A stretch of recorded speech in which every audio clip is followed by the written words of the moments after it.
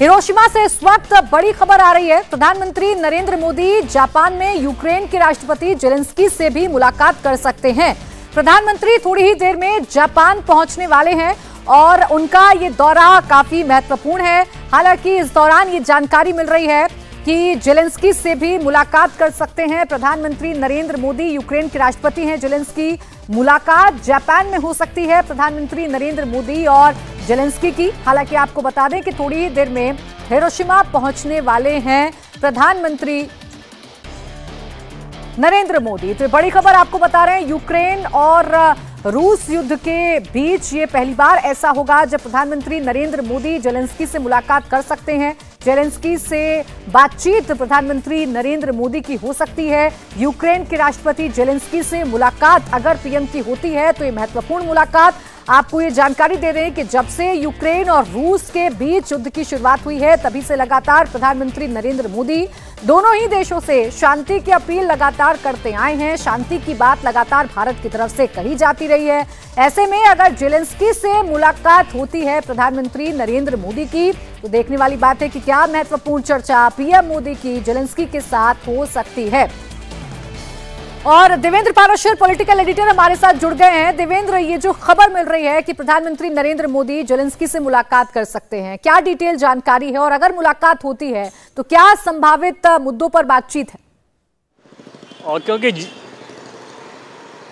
G7 meeting के लिए क्योंकि प्रधानमंत्री नरेंद्र मोदी ऑलरेडी जापान के रास्ते में हैं और वहाँ पर जेलेंस्की के साथ उनकी बायलैटरल टॉक्स भी हो सकती है। मतलब आमने सामने की मुलाकात। बायलैटरल टॉक का मतलब ये कि आमने सामने की मुलाकात और बातचीत हो सकती है। इस बात को लेके दोनों ही पक्षों के जो हमारे टॉप सोर्सेज जो बता रहे हैं कि दोनों ही पक्षों के अधिकारियों के बीच बातचीत चल रही है और फाइनलाइज किया जा रहा है। हालांकि अभी तक प्रधानमंत्री नरेंद्र मोदी की जापान में जो द्विपक्षीय बातचीत होनी है उसमें जो कंफर्म नाम हो गए हैं वो हैं ऋषि सुनक, यानी कि ब्रिटेन के, जापान, कोरिया, फ्रांस और वियतनाम। इन सारे देशों के साथ बायलैटरल टॉक्स ऑलरेडी फाइनलाइज हो चुकी हैं। लेकिन जो महत्वपूर्ण रहेगा कि क्योंकि रूस यूक्रेन वॉर चल रहा है, इसमें भारत के पक्ष की सभी ने सराहना की है और ऐसी उम्मीद जताई जा रही है कि जेलेंस्की और प्रधानमंत्री नरेंद्र मोदी के बीच भी बातचीत हो। उस बातचीत में ये देखना बड़ा दिलचस्प रहेगा कि प्रधानमंत्री नरेंद्र मोदी कौन सा संदेश जेलेंस्की को भी देते हैं। ध्यान होगा कि किस प्रकार से व्लादिमीर पुतिन को समरकंद में पीएम मोदी ने जो कहा था उस समय कि it's not era of war, यानी कि ये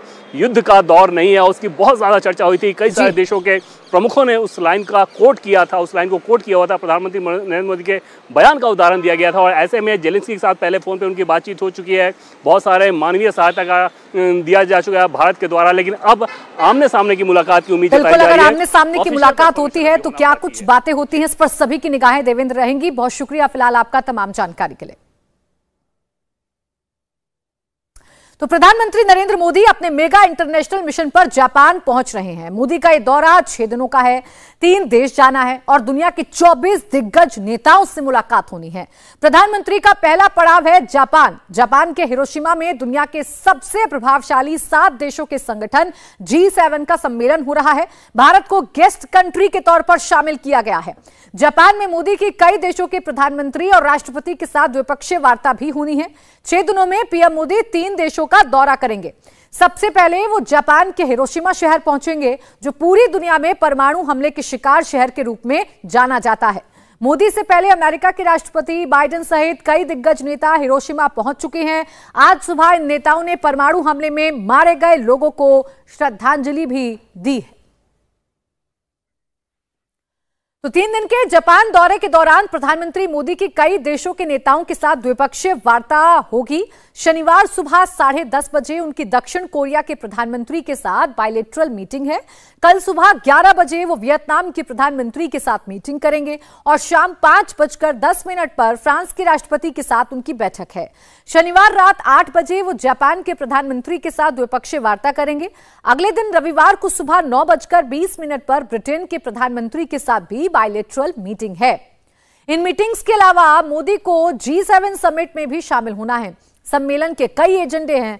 परमाणु निरस्त्रीकरण, डिजिटलीकरण, आर्थिक सुरक्षा और ऊर्जा पर चर्चा होगी। साइंस एंड टेक्नोलॉजी, हेल्थ, जलवायु परिवर्तन, खाद्य, क्षेत्रीय मुद्दे, विकास, शांति और प्रगति, आपसी संपर्क बढ़ाने जैसे मसले में भी G7 सम्मेलन के ये एजेंडे हैं।